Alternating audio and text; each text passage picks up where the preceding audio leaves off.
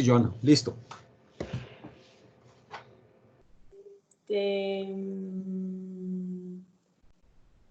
Hay una parte donde te menciona sobre en el libro la reabsorción en la rama ascendente gruesa de amonio. Ajá. Y dice que eso participa en la multiplicación a contracorriente, pero Ajá. no sé a qué se refiere con multiplicación a contracorriente. No Ok. entendí. Bueno, muy bien. ¿Me lo puede mandar, por favor, por el chat, Joana, por favor? Sí, claro. Más preguntas.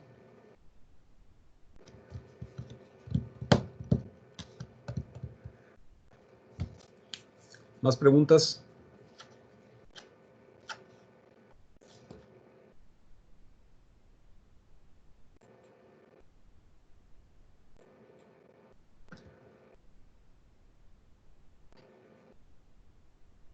¿No hay más preguntas?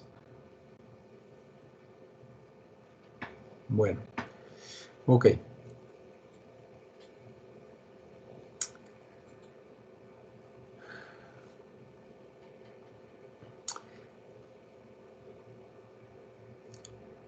Muy bien. Hay una máxima en la fisiología renal que dice cuánto pesas y te diré cuánto ácido fijo produces al día. ¿Cuánto pesa usted, Joana? 54 kilos. Muy bien. ¿Cuánto ácido fijo produce? 1 miliequivalente por kilo por día. Entonces, si estuviéramos hablando de la producción de ácido fijo por usted, sería 54 kilos al día. 54 miliequivalentes al día, perdón. ¿Sale? Bueno, muy bien. Esa es una cantidad de ácido que va a depender, evidentemente, de nuestro metabolismo, de lo que consumamos, ¿sí? Pero en general, para una dieta occidental se considera que esta sería la producción de ácido fijo. Si fuera el caso de un vegetariano, evidentemente lo que estaríamos introduciendo fundamentalmente, dependiendo del nivel de vegetariano, ¿verdad? Podría ser incluso una dieta totalmente alcalina, ¿ok? Pero bueno, ok. Bien, estos 70 mil equivalentes por día para un sujeto de 70 kilos,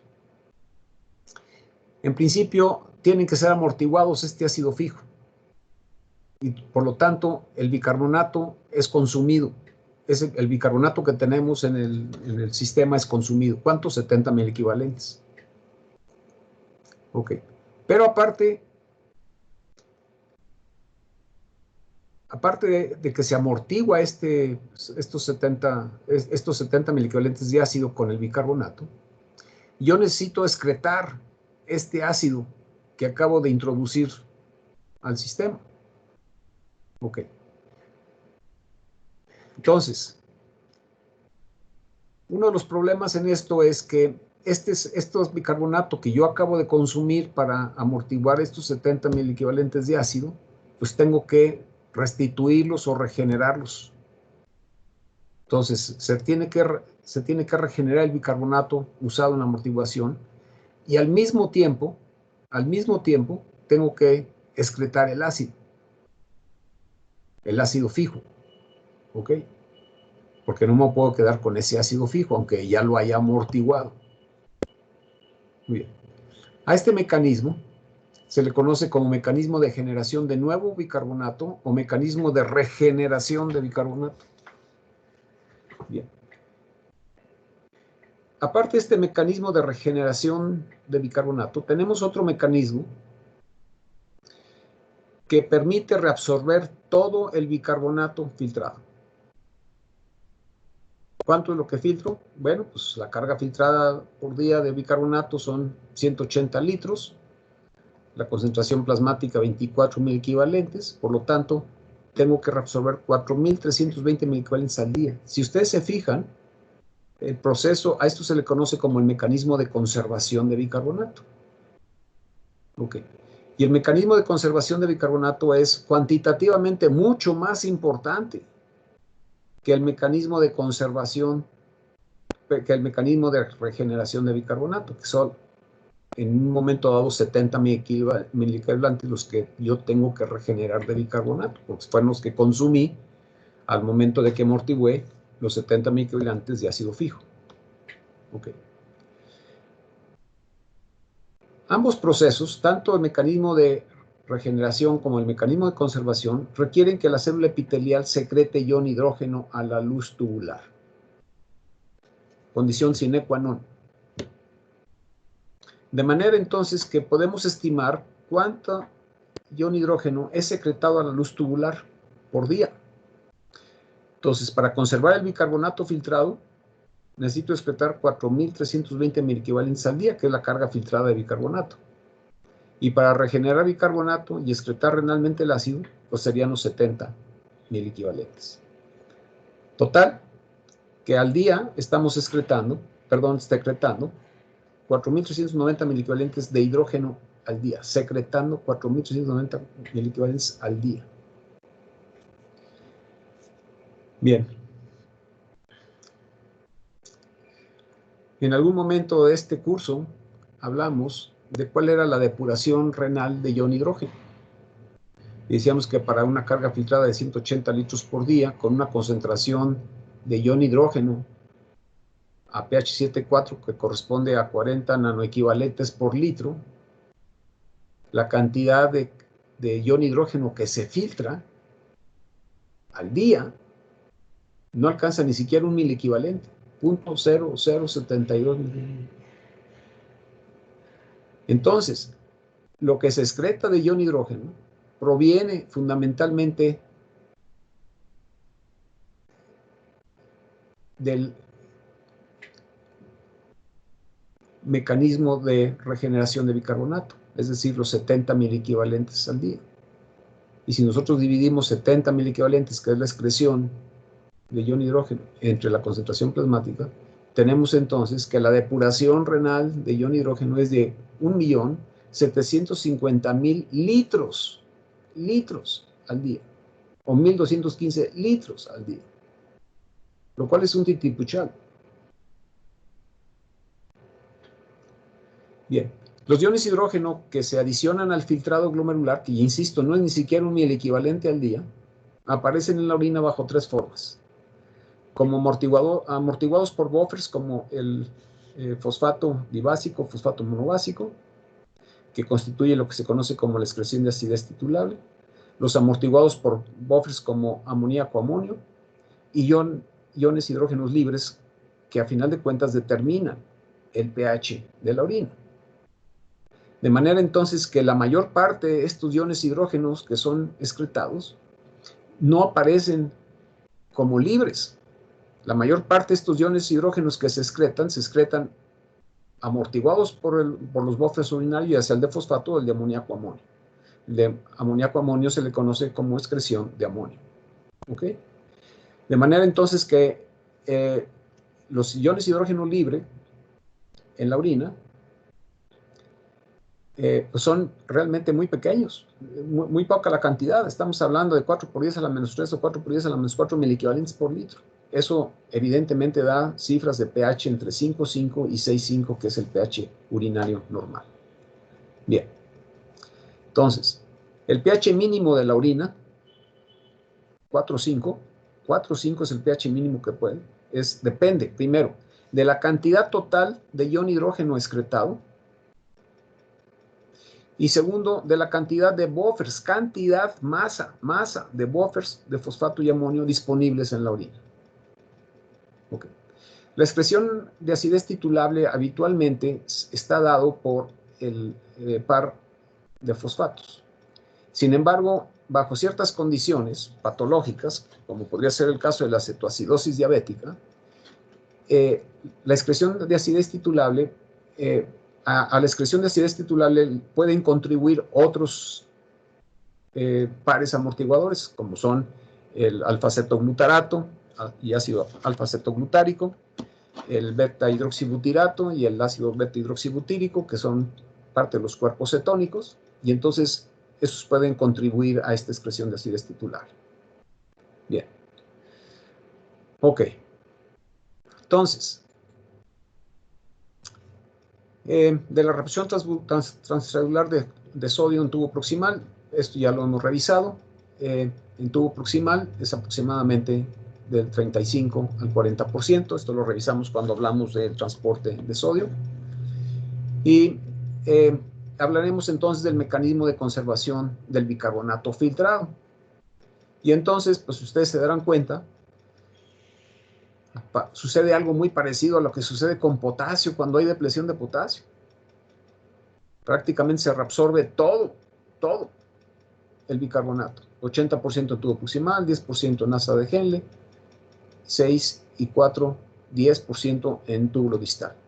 Por lo tanto, la excreción de bicarbonato puede ser 0 o 1 o 2 miliequivalentes en condiciones habituales. Es decir, casi no excretamos bicarbonato. Los mecanismos ya están descritos en el libro, fundamentalmente son dos. Es el mecanismo del contratransportador sodio-protón y segundo, el mecanismo de la protona ATPasa, que son los mecanismos que permiten secretar este ion hidrógeno. Ok. Bueno, ahora, aquí la historia está en que vamos a ver de dónde deriva este ion hidrógeno. Bueno, este ion hidrógeno, en principio, deriva de que el CO2 y el agua, los cuales son permeables a la membrana celular, se introducen adentro de la célula y entonces el CO2 va a ser hidratado. Esta reacción necesita ser acelerada por anhidrasa carbónica 2 para formar el ácido carbónico. Y el ácido carbónico entonces se tiene que disociar en ion hidrógeno y bicarbonato. Ok, el ion hidrógeno es el que va a ser secretado a la luz tubular y este bicarbonato va a ser reabsorbido por el lado vasolateral.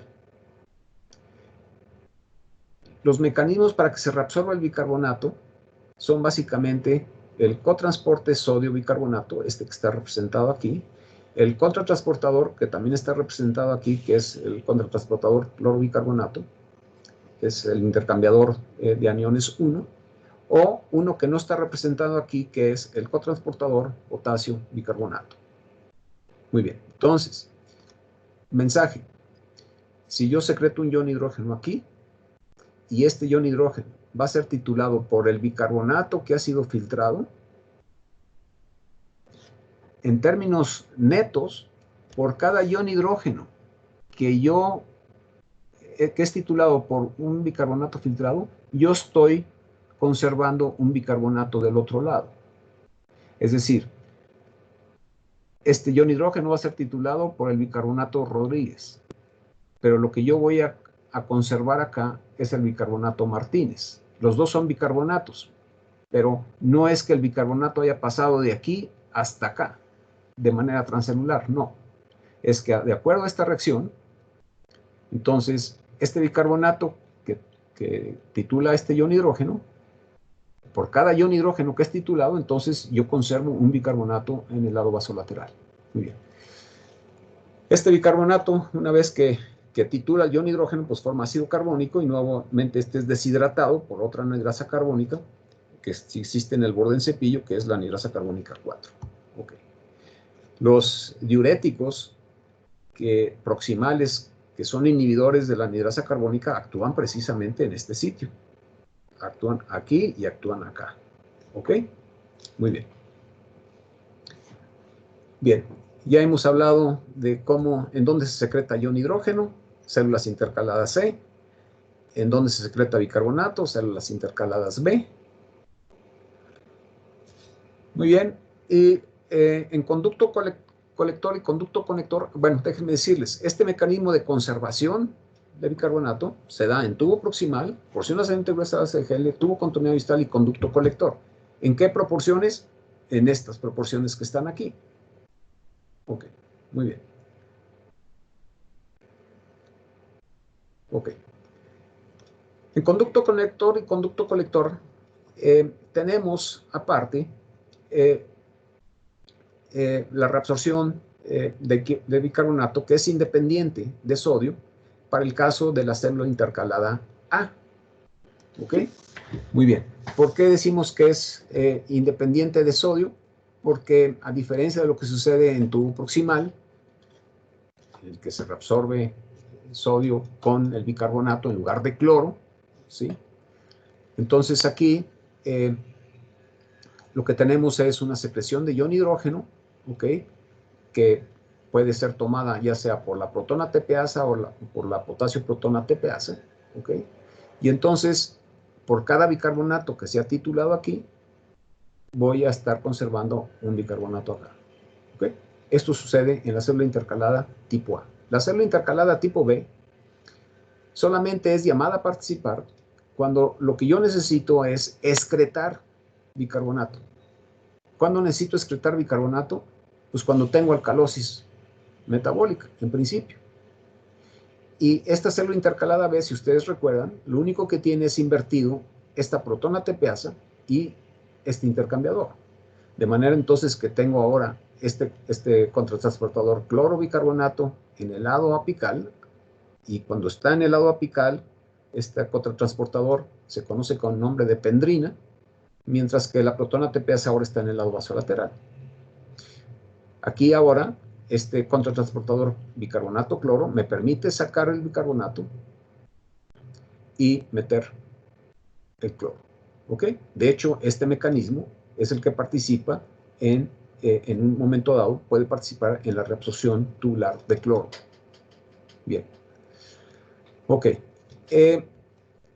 ¿Por qué el pH urinario no puede ser más bajo de 4.5? Bueno, estamos diciendo que si yo secreto ion hidrógeno, estoy secretando ion hidrógeno, ion hidrógeno, ion hidrógeno. Si yo agoto, si yo no tuviera amortiguadores urinarios, es decir, no tuviera bicarbonato, no tuviera fosfatos, no tuviera amoníaco amonio, entonces esta secreción de ion hidrógeno haría que el pH cayera rápidamente.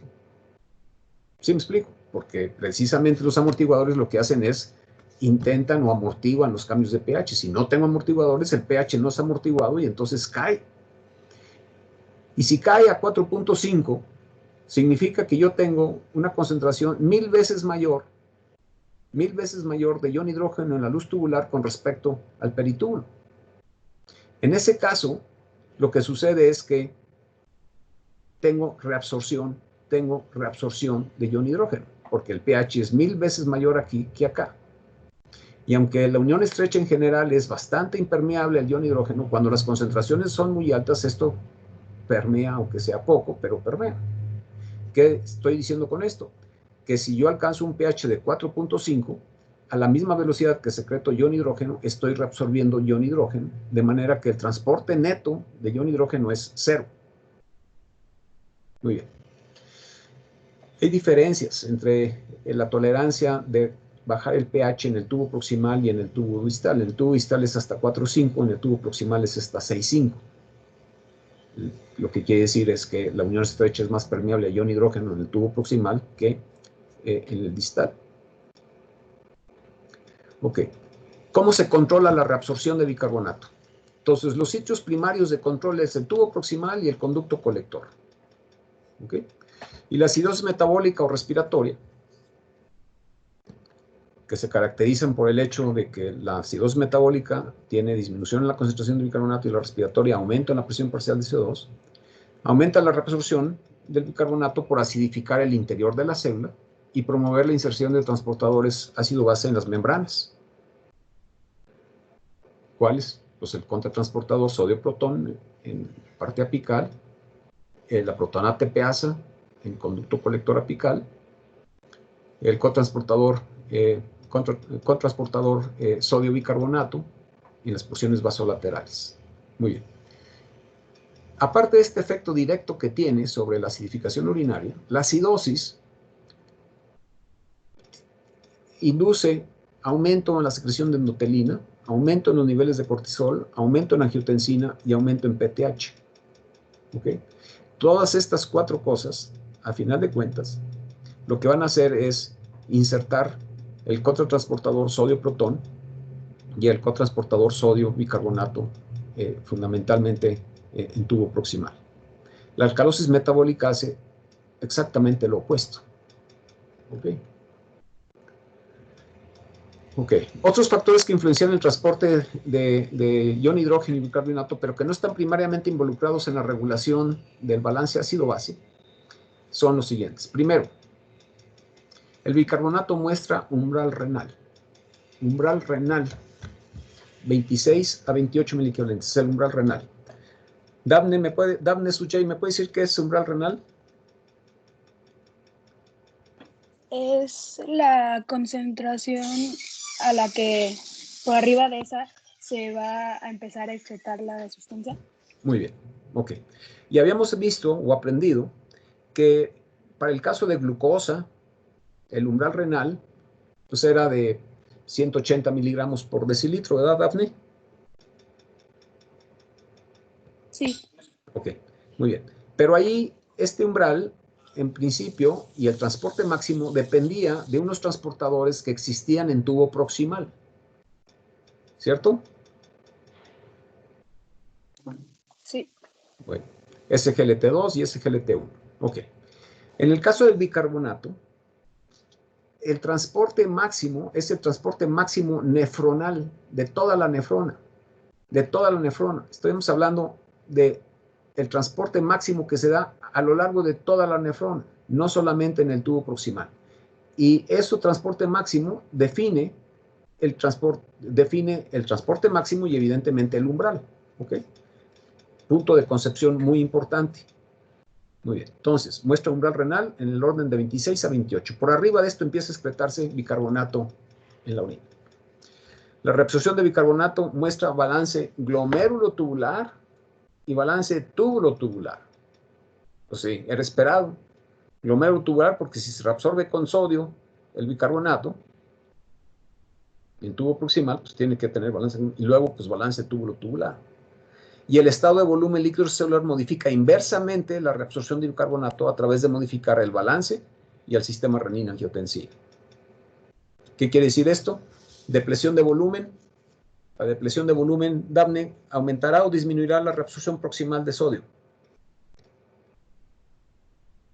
Aumentará. Aumentará. Por lo tanto, aumentará la reabsorción de bicarbonato. La depresión de volumen induce alcalosis metabólica. La depresión de volumen induce alcalosis metabólica. Y la expansión de volumen induce, ¿qué, Daphne? Acidosis Metabólica. Así es. Muy bien. Excelente. Bien. Esta diapositiva ya la conocen. Acabamos de ver hace un momento. Pero aquí simplemente es para que se den cuenta los efectos que tienen estos tres componentes. Si yo tengo acidosis metabólica y por lo tanto la concentración de bicarbonato peritubular está disminuido, esto hace que aumente la reabsorción de bicarbonato.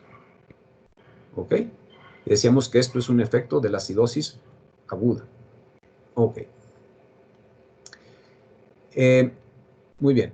Pero si yo tengo aumento en la concentración de bicarbonato en la luz, porque tenga aumento en la carga filtrada, o porque tenga, ya sea porque aumente la filtración o aumente la concentración plasmática, este aumento en la concentración de bicarbonato en la luz me va a propiciar también aumento en la reabsorción. Fíjense la diferencia. Uno está en la luz y otro está en el peritubo. Y el aumento de presión parcial de CO2 va a aumentar también la reabsorción de bicarbonato. ¿Ok? Muy bien. Entonces, lo contrario también es cierto para los casos en los que disminuye la concentración en la luz, aumenta la concentración peritubular o disminuye la presión parcial de CO2. Ok. Bien. ¿Qué otras cosas están generando aquí control? Bueno, estas no son en principio condiciones diseñadas para mantener la homeostasis de bicarbonato. Estas se presentan en condiciones patológicas. Angiotensina 2 tiende a aumentar la reabsorción de tubo proximal de bicarbonato por estimular la reabsorción de sodio, aumenta la actividad del cotransportador sodio-protón y el cotransportador sodio-bicarbonato. Aumenta la reabsorción en tubo distal del bicarbonato por aumentar la actividad de la protona ATPasa. Eso es lo que hace angiotensina 2. Ok. Luego, la hipocalemia. Muy bien. Joana, ¿me puede decir esta hipocalemia? ¿Es distributiva o es redistributiva? Esta hipocalemia aquí, hipocalemia por depleción de potasio. ¿Es distributiva o redistributiva?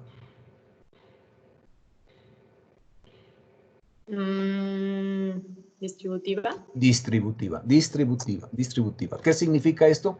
Que en principio primero hubo la depresión de potasio y a consecuencia que hay depresión de potasio hay hipocalemia. ¿Sí queda claro, Joana? Sí. Ok, muy bien.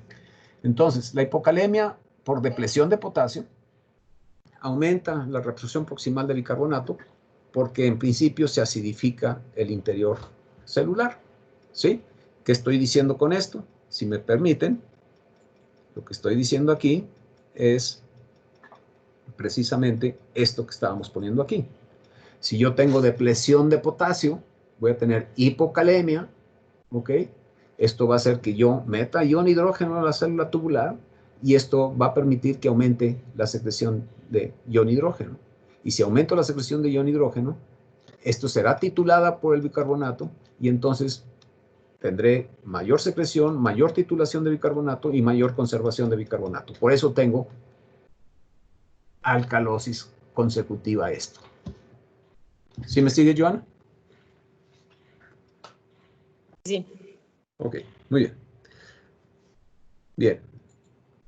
Por eso es importante los esquemas estos que les puse ahí. Necesitan estudiarlos porque si no se van a hacer totalmente pelotas y no van a entender nada. Ok, bueno, muy bien. ¿En dónde voy? Aquí. Bien. La hipercalemia por represión de potasio. Pues es exactamente lo opuesto. Daphne Chesabel.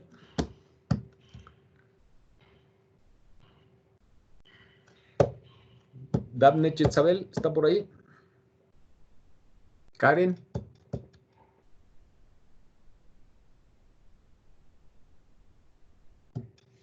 Bueno, ok. Rodrigo. Sí, Manuel. Muy bien. ¿Esta hipercalemia por represión de potasio es distributiva o redistributiva? ¿Redistributiva? ¿Es qué? ¿Redistributiva? ¿Por qué redistributiva? Represión de potasio significa que yo tengo mucho potasio dentro de la célula y por lo tanto tengo hipercalemia a consecuencia de eso. Es una distributiva, ¿cierto? Sí. Ok, muy bien. Y eso disminuye la reabsorción proximal de bicarbonato por alcalinización intracelular. Nuevamente, vamos acá. Y entonces ahora en lugar de hipocalemia voy a usar hipercalemia. Entonces, si tengo represión de potasio, voy a tener más potasio afuera. Si tengo más potasio adentro de la célula, tengo que sacar ion hidrógeno. Y si saco ion hidrógeno, secreto menos ion hidrógeno. Y secreto menos ion hidrógeno es titulado por menos bicarbonato y por lo tanto no conservo bicarbonato y entonces disminuye el pH extracelular. ¿Estamos? ¿Sí, Rodrigo? Ok, muy bien. Ok. Bueno, entonces, la PTH a corto plazo disminuye la reabsorción proximal de bicarbonato porque inhibe el controtransportador sodio-protón y a largo plazo aumenta la secreción de ion hidrógeno en la porción ascendente gruesa del asa de Henle en tubo distal por su efecto fosfatúrico. Esto lo vamos a ver en un momento más tarde y creo que quedará claro. Evidentemente, otro elemento que participa en el control no homeostático es la aldosterona y estimula la secreción de ion hidrógeno y por lo tanto la reabsorción de bicarbonato. ¿En dónde estimula la secreción de ion hidrógeno? Pues en la célula que se encarga de secretar ion hidrógeno. ¿Cuál es la célula? Célula intercalada A. Ok. Entonces aumento tanto la actividad como el número o la inserción de protón ATPasas y potasio protón ATPasa.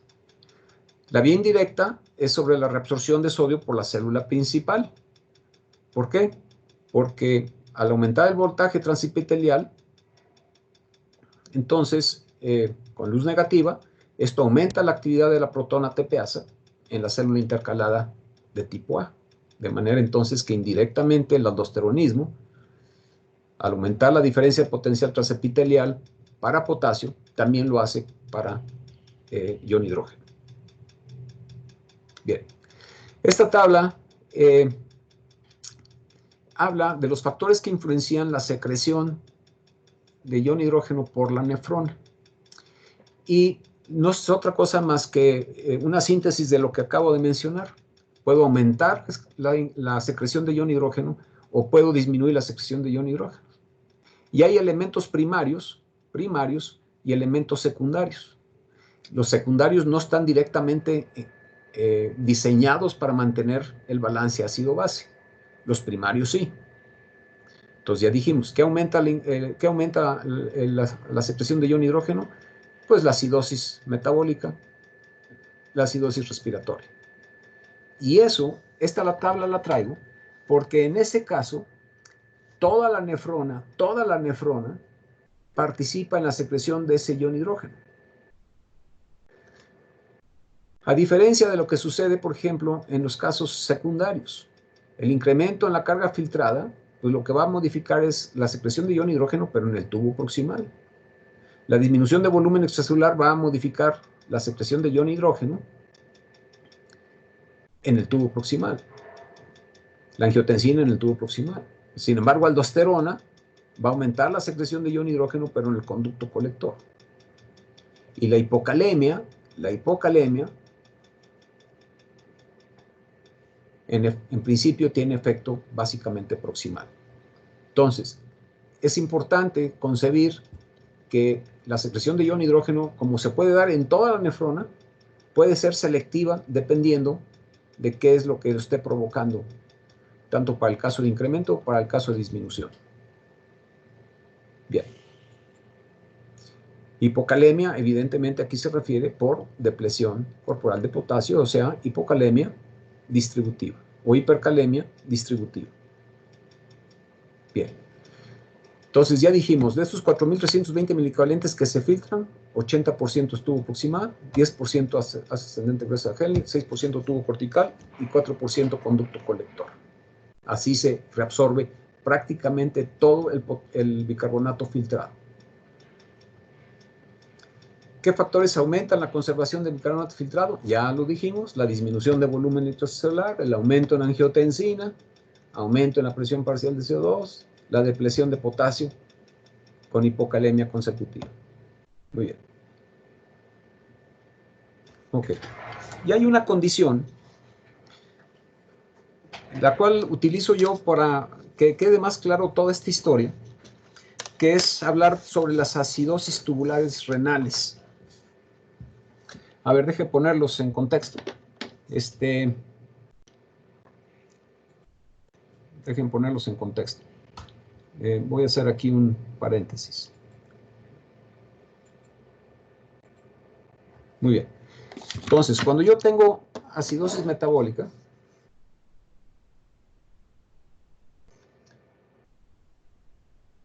la acidosis metabólica o la alcalosis metabólica, cualquiera que sea, acidosis metabólica,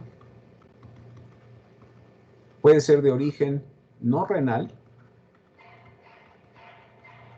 o de origen renal. Lo mismo es para alcalosis. ¿Ok? Bien, en el caso de la acidosis metabólica específicamente, la acidosis metabólica renal se conoce con el nombre de acidosis tubular renal. Acidosis tubular renal. De manera que cuando un paciente tiene acidosis tubular renal, lo que significa es que está teniendo un trastorno del equilibrio ácido-base, cuyo origen es el riñón, lo cual tiene una serie de implicaciones, como veremos el día de mañana y pasado. Ok, bien. Entonces, básicamente voy a centrarme en dos tipos de acidosis tubular renal. La primera es la acidosis tubular renal proximal, que también se le conoce como el tipo 2. Y esta acidosis tubular renal se desarrolla cuando hay un defecto en la conservación de bicarbonato por el tubo proximal. Hay un defecto. ¿Por qué puede haber un defecto? Bueno, pues fundamentalmente porque sea un problema adquirido, o sea un problema heredado. Un defecto, por ejemplo, el hecho de que yo no tenga, el que yo utilice inhibidores de anhidrasa carbónica, por ejemplo, me impide que yo pueda secretar ion hidrógeno. Y si no secreto ion hidrógeno, puede ser titulado por bicarbonato. Y si no es titulado por bicarbonato, yo no puedo conservar bicarbonato. ¿Ok? También puede darse porque por condiciones genéticas hay ausencia de anhidrasa carbónica o del cotransportador sodio-bicarbonato. El cotransportador sodio-bicarbonato en el lado basolateral. Todo eso haría que se desarrollara una acidosis tubular renal proximal. ¿Ok? Bien. Pregunta.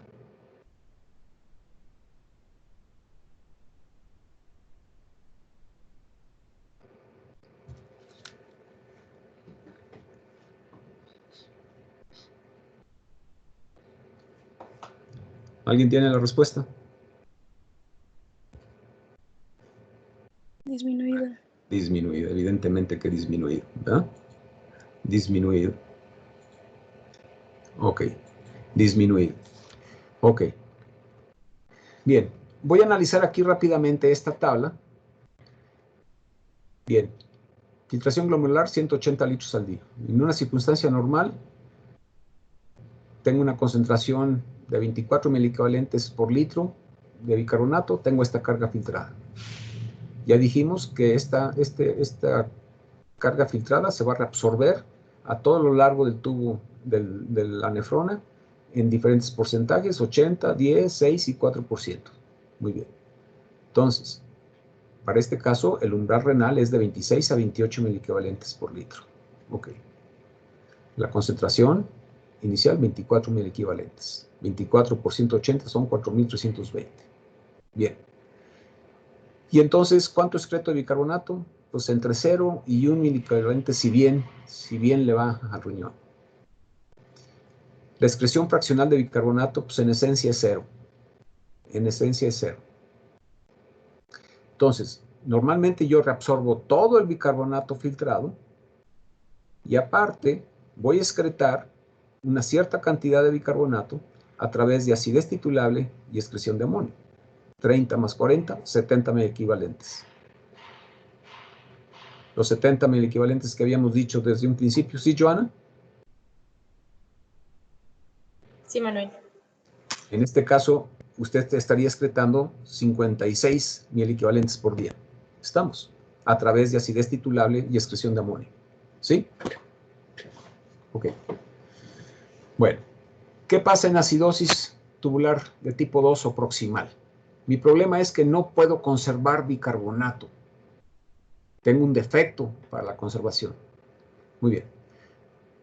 Como se ve aquí, voy a entrar aquí, fíjense, el tubo proximal de estar reabsorbiendo 3.456, ahora bajó a 1.224 porque no puedo conservar bicarbonato.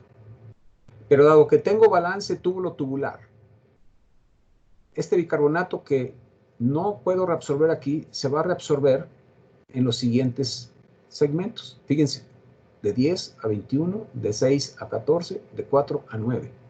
Pero aún con balance túbulo-tubular y todo lo que hagan, no logran reabsorber totalmente al bicarbonato. Fíjense, 2.600 contra 3.060, que es la carga filtrada. Muy bien. ¿Qué pasa entonces con el umbral renal? Pues el umbral renal se reduce. De ser de 26 a 28, puede andar entre 17 a 25. ¿Por qué cayó la concentración de bicarbonato aquí? Porque disminuyó la reabsorción de bicarbonato a lo largo de todo, bueno, a lo largo del tubo proximal, ¿sí me explico? Pero en su conjunto se reabsorbió menos bicarbonato que en condiciones normales. Muy bien, entonces por eso disminuye la concentración de bicarbonato aquí y multiplicado por 180 me da esta carga filtrada. Muy bien, por lo tanto, si filtro 3.060 y solamente reabsorbo 2600, pues la diferencia la tengo que excretar. Y por lo tanto, si yo pongo esto en términos de cuánto se filtró, pues está excretando el 15%. El 15%. Cuando tengo acidosis tubular proximal, no tengo problema para seguir regenerando bicarbonato. No tengo problema. ¿Ok? Muy bien. ¿Cómo estará el pH? Bueno, pues habitualmente tengo un pH 5 y en la acidosis tubular proximal de tipo 2, entonces será mayor de 5,3, es decir, será alcalina si está por arriba del umbral. Si está por abajo de 5,3, será menor de 5,3 si está por abajo del umbral. ¿Ok? Muy bien. ¿Preguntas hasta ahí?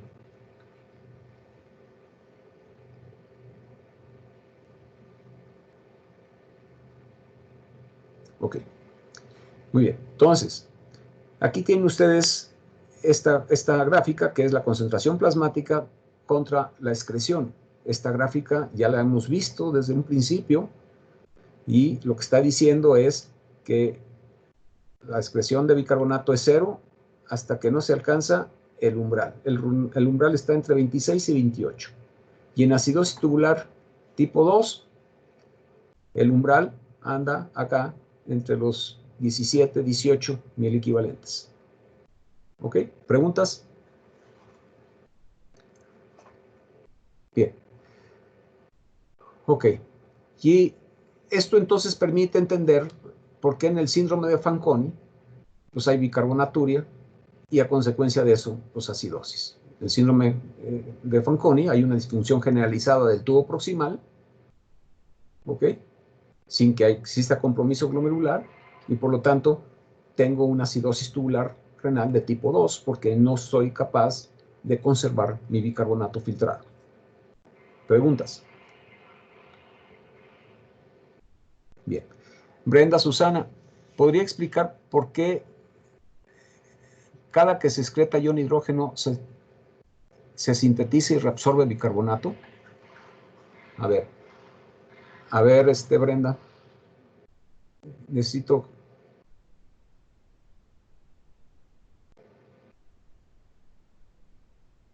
Brenda, ¿me escucha? Sí, A ver, ¿qué es lo que no capta de esta figura, Brenda?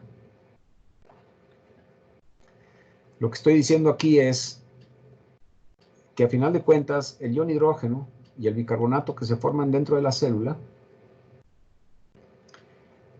que derivan a final de cuentas de la disociación del ácido carbónico, el ion hidrógeno va a ir a la luz tubular y el bicarbonato va a ir a la porción vasolateral. ¿Sí, Brenda? sí, Muy bien. Entonces, por cada ion hidrógeno que yo secrete aquí y que sea titulado por un bicarbonato que se filtró, ¿cierto? Yo conservé un bicarbonato del otro lado. Este bicarbonato es Rodríguez y este bicarbonato acá es Martínez. Los dos son bicarbonatos, pero no es el mismo bicarbonato. ¿Sí, Brenda? sí, ¿Sí queda claro? sí. ¿O qué es en donde no le capta aquí la idea? No, sí, es que la pregunta la había puesto desde antes que explicara eso, pero ya quedó. Ok, muy bien, perfecto. Bueno, bien, pues planteada la conservación de bicarbonato y los trastornos en la conservación de bicarbonato, acidosis tubular renal tipo 2, entonces vamos al mecanismo de regeneración de bicarbonato. Ponga mucha atención, Brenda Susana. Ok, entonces el ácido fijo producido metabólicamente por día es titulado por bicarbonato, de manera que este bicarbonato consumido debe ser reemplazado por nuevo bicarbonato. Y una vez que el bicarbonato filtrado ha sido reabsorbido, la conservación, la producción de nuevo bicarbonato es críticamente dependiente de los buffers urinarios, porque si no tuviera yo buffers urinarios, disminuiría el pH. Si disminuyo el pH, tengo el efecto neto de que no secreto ion hidrógeno, o a la misma velocidad que secreto ion hidrógeno, reabsorbo ion hidrógeno, de manera que de manera neta no estoy secretando ion hidrógeno. Muy bien. Brenda, fíjese que ahora es exactamente el mismo mecanismo, pero ahora por cada ion hidrógeno que yo secreto aquí, y una vez que se ha reabsorbido el bicarbonato, me quedan los otros buffers urinarios, fosfatos y amonio, amoníaco-amonio. Entonces, por cada amonio o fosfato que titule este ion hidrógeno, ahora voy a ganar un nuevo bicarbonato de este lado. ¿Sí, Brenda? Sí, ¿Sí queda claro? ¿Qué fue lo que hizo la diferencia? ¿Quién fue el que tituló al ion hidrógeno? Si el ion hidrógeno fue titulado por bicarbonato, se conserva bicarbonato. Si fue titulado por fosfatos o por amoníaco-amonio, gané bicarbonato. ¿Sí, Brenda? sí. Ok. Bien. Bueno, este asunto del buffer de fosfatos, se les hizo la pregunta en el examen, que hicieran los cálculos. Ya sabemos que a pH 7,4 existe en una proporción 4:1 el fosfato dibásico con respecto al fosfato monobásico. Y cabe decir que la cantidad excretada de fosfato es función primaria de las necesidades de mantener el balance corporal de fosfato, no del balance ácido-base. ¿Okay? Bueno. El amonio es producido por el riñón y su síntesis y subsecuente excreción es controlada en respuesta a los requerimientos ácido-base. Por ello, el amonio es el buffer urinario más importante. Ok. Más importante primero porque desde el punto de vista de cantidad de amortiguador es muchas veces más alto amoníaco-amonio que fosfato. Número 2, es sintetizado en el riñón.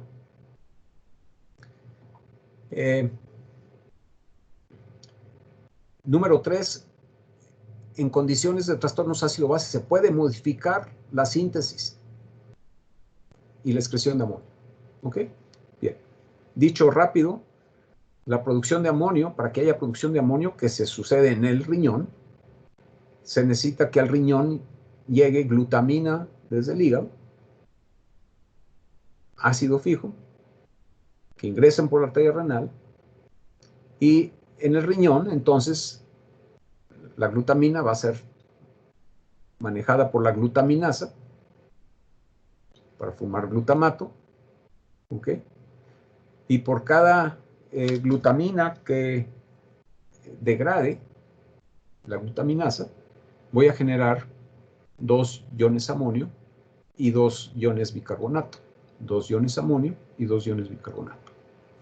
Ahora, el secreto en todo esto está en que este amonio que ha sido generado se ha excretado a la orina.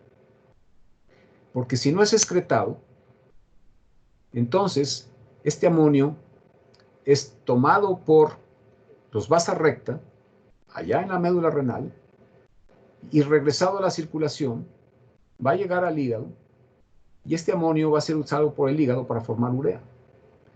Y en el proceso de síntesis de urea, genero yo 2 iones hidrógeno. De manera entonces que si este amonio no es excretado, tirado hacia afuera del cuerpo, entonces se vuelve inefectivo el que haya ganado estos 2 bicarbonatos en la síntesis de amonio, porque estos 2 iones hidrógeno van a ser titulados por esto. Entonces, como si no hubiera ganado nada. Bien. Muy bien. Bueno, fíjense, de fosfato, ¿dónde se reabsorbe el fosfato?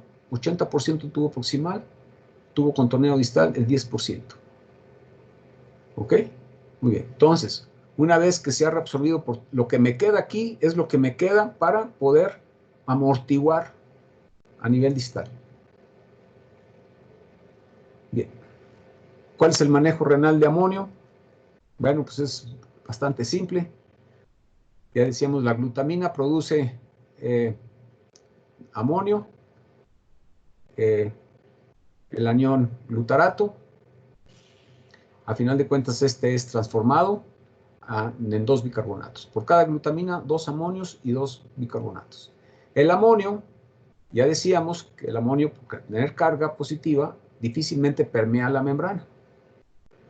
Entonces, este amonio puede salir por 2 vías.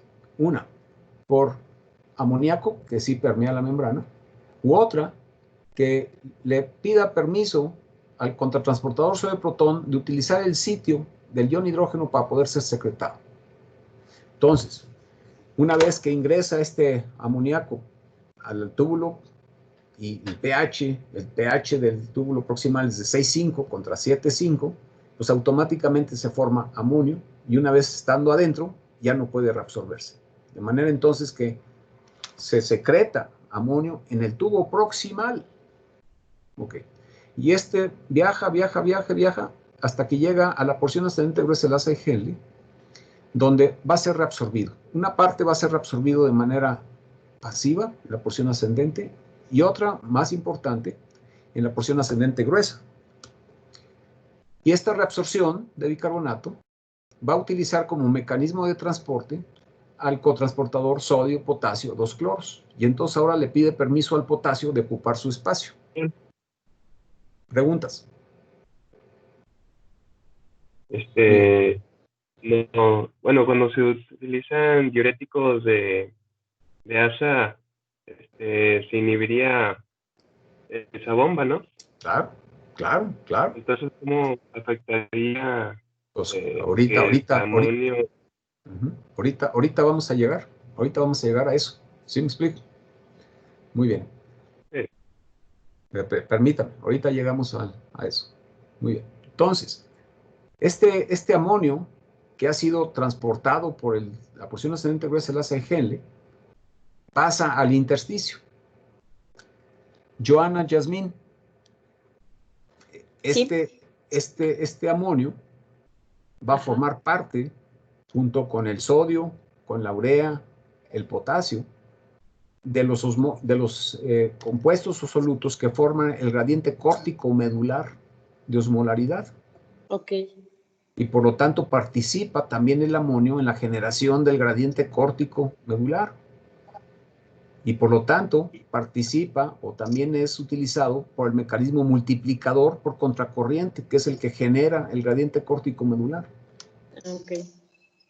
¿Quedó clarísimo? Sí. Ok, muy bien. Gracias. ¿Qué pasa con el amonio que yo tengo ya en el intersticio? Bueno, pues ese amonio, entonces ahora va a volver a ser secretado al conducto colector. Conducto colector. Muy bien.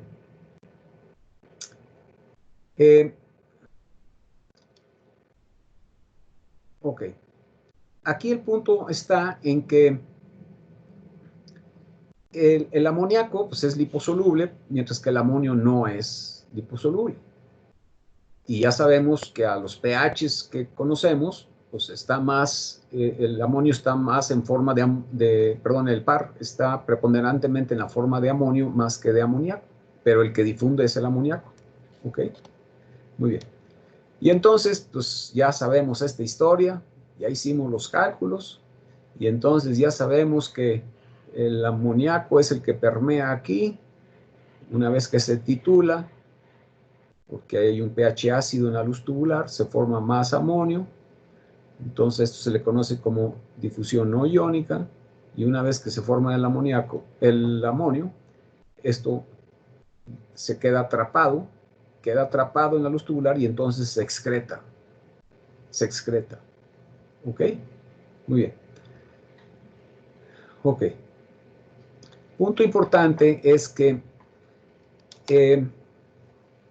se ha descubierto recientemente que aunque el amoníaco puede difundir tanto por vía paracelular como por vía transcelular, solo que por la vía transcelular esta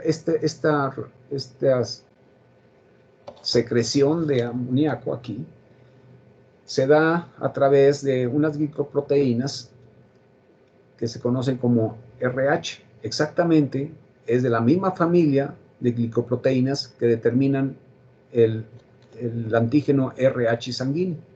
Bueno, ese mismo tipo de glicoproteínas es la que transporta amoníaco por la vía transcelular aquí, ¿ok? No importa, por donde llegue es protonado. Una vez que es protonado se forma el amonio y el amonio ya no puede regresar y entonces es excretado. Ok. Bien. Bien, ahora voy a la pregunta que me hacían. Bueno, ¿qué pasa si yo bloqueo el asa de Henle por un diurético? ¿Qué va a pasar?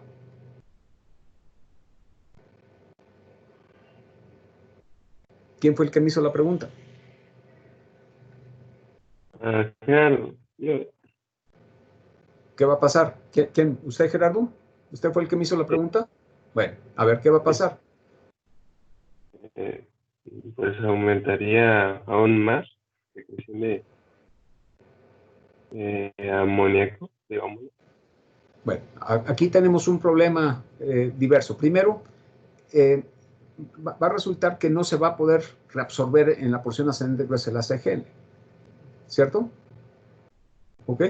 Pero, sin embargo, si no se reabsorbe aquí, este amonio que fue secretado en el tubo proximal, a final de cuentas va a llegar al conducto colector, ¿cierto? ¿Ok?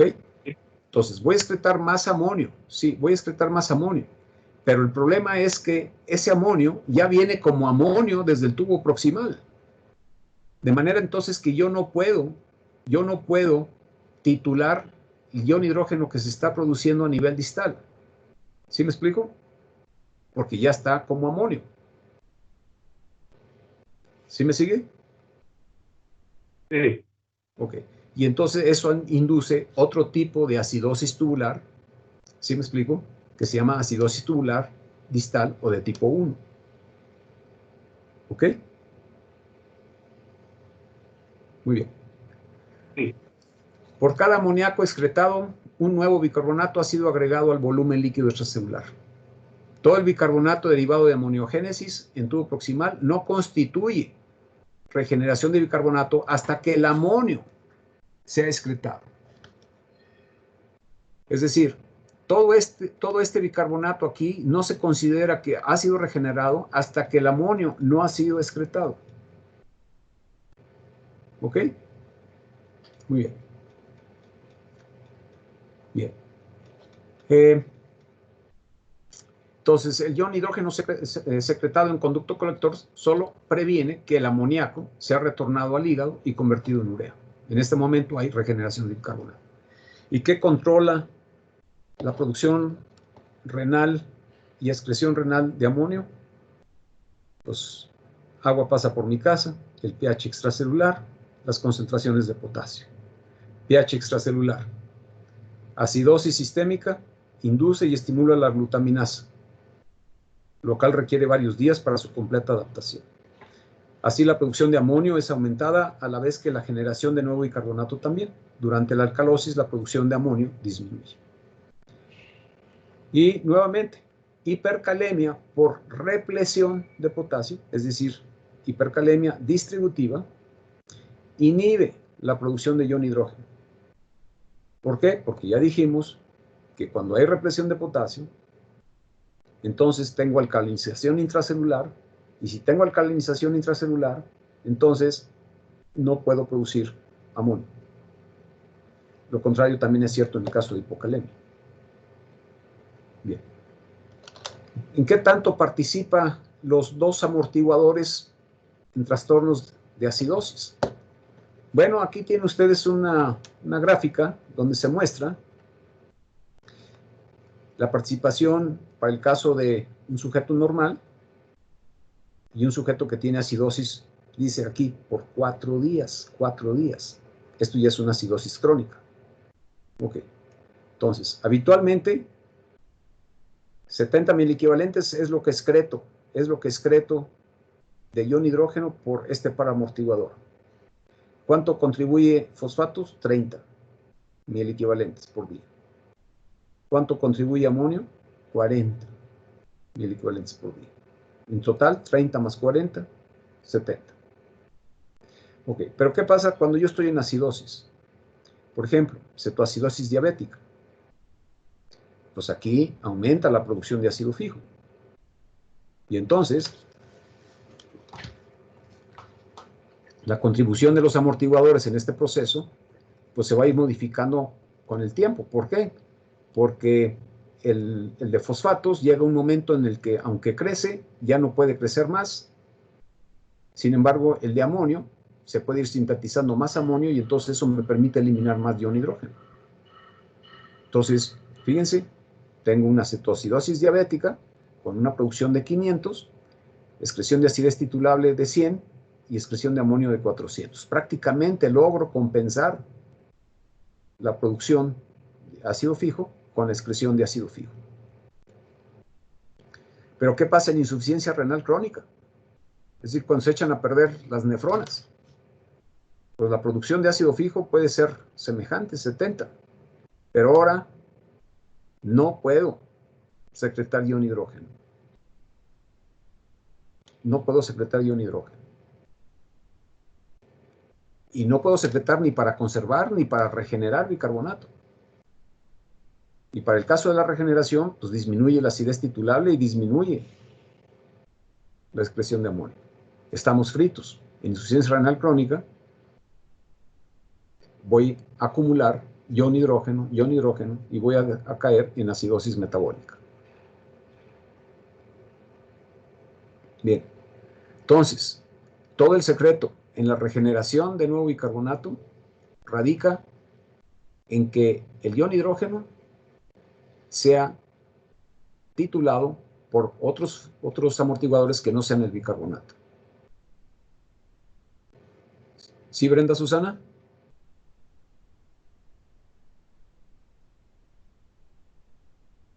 Sí. Ok, bien.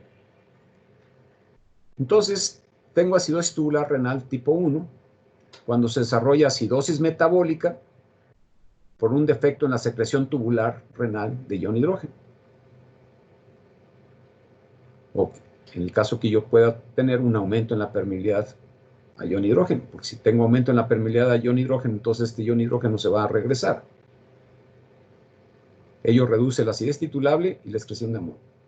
Todo ello en conducto colector. Nuevamente, esta acidosis tubular puede ser adquirida o heredada.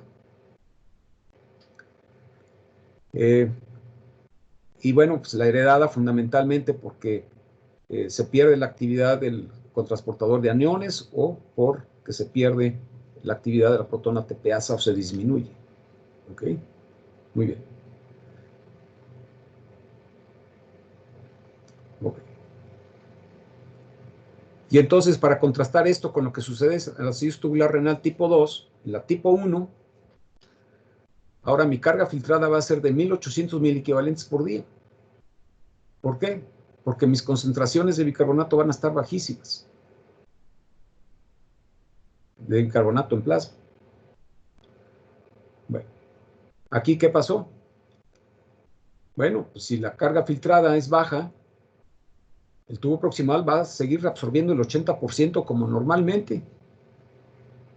Pero resulta que el 80% de 1800 son 1440. Y luego resulta que el resto pues va a seguir absorbiendo aproximadamente los mismos porcentajes, 180 en NASA de Henle, o sea, el 10%, el 6% en tubo contenido distal, pero ahora tenemos el problema de que el conducto colector ya no reabsorbe el 4%, solamente reabsorbe 1.7. Es decir, 30 miliequivalentes contra 172 o 276 en este caso. ¿Qué sucede? Pues sucede que del total estoy reabsorbiendo nada más 1750. Muy bien. 1800 fueron los que se filtraron, 1750 son los que se reabsorben. ¿Cuánto excreto? ¿Cuánto excreto? 50 miliequivalentes. Y en este caso, pues no tengo umbral renal, no hay umbral renal porque a cualquier valor positivo, a cualquier concentración estaré yo excretando bicarbonato. No hay ninguna concentración en la cual yo no excrete bicarbonato. evidentemente, pues la acidez titular y la excreción de amonio caen, y la excreción de bicarbonato, la fracción excreta de bicarbonato, pues es mucho menor que en el caso de la acidez tubular de tipo proximal o de tipo 2. ¿Preguntas?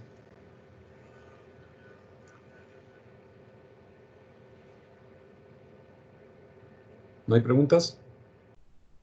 Bien. El pH en este caso, en general, pues va a ser mayor de 5.3. ¿Ok? Manuel, pH es alcalino. Sí, dígame.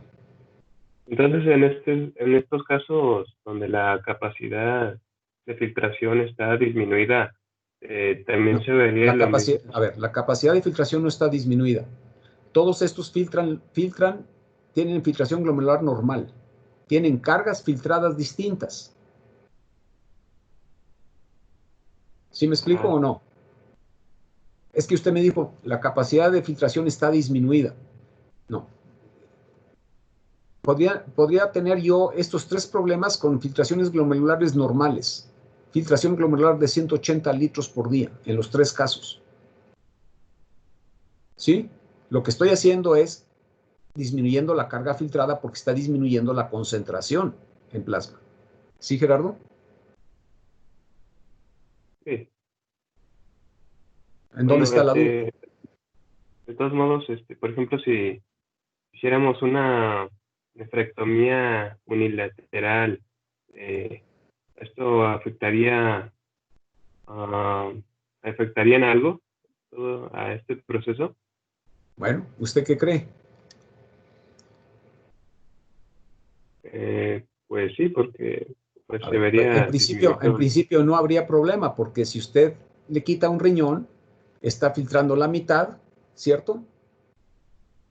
Y está Sí. reabsorbiendo la mitad y punto, se acabó. ¿Sí me explico?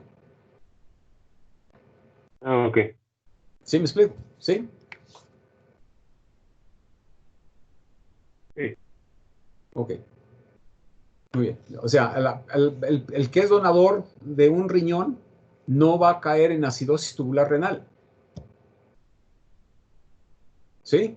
Sí tiene que cuidarse de no consumir, de vigilar cuál es su producción de ácido fijo diaria.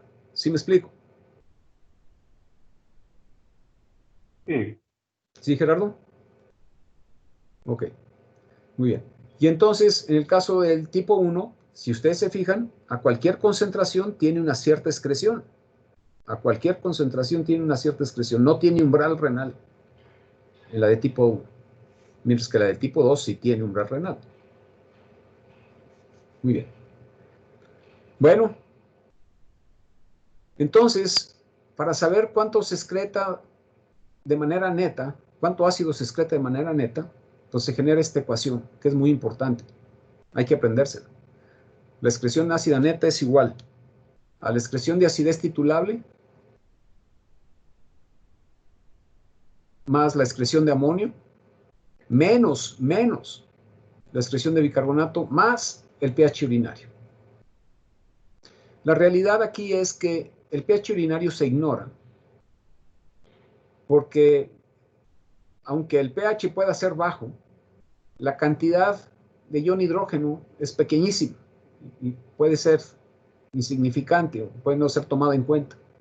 De manera que la ecuación en realidad es esta: suma de acidez titulable más excreción de amonio menos bicarbonato.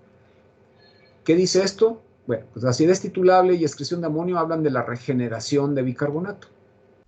Y ya dijimos que yo regenero bicarbonato porque en el proceso de regenerar bicarbonato excreto ion hidrógeno que gané porque yo lo produje diariamente. Bien. La excreción de bicarbonato, a final de cuentas, es menos la excreción de bicarbonato porque si yo tengo pérdida de bicarbonato en la orina, significa que yo le adicioné un ácido al cuerpo, o un equivalente ácido al cuerpo. Y eso es para saber la excreción neta. Si yo tuviera un cierto valor de excreción de acidez titulable y excreción de amonio y excretara bicarbonato, tendría que restarle a esto lo del bicarbonato, porque por cada bicarbonato que pierdo, Eso significa que gano un ion hidrógeno. Ok. Y entonces la excreción ácida neta se vería reducida. Ok. Bien, entonces, la excreción de ácido neta permite entonces plantear el antecedente para tratar los trastornos ácido-base. Para mantener entonces el balance ácido-base, la excreción ácida neta debe ser igual a la producción de ácido fijo. Si produzco 70 o produzco 56, tengo que excretar 56. Y mientras que esté así, estaré en balance ácido-base.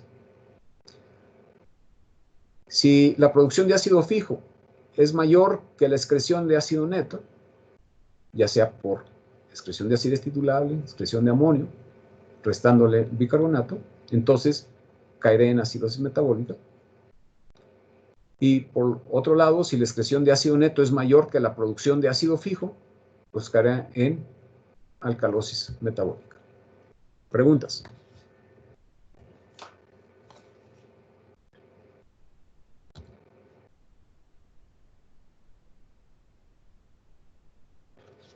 ¿Preguntas?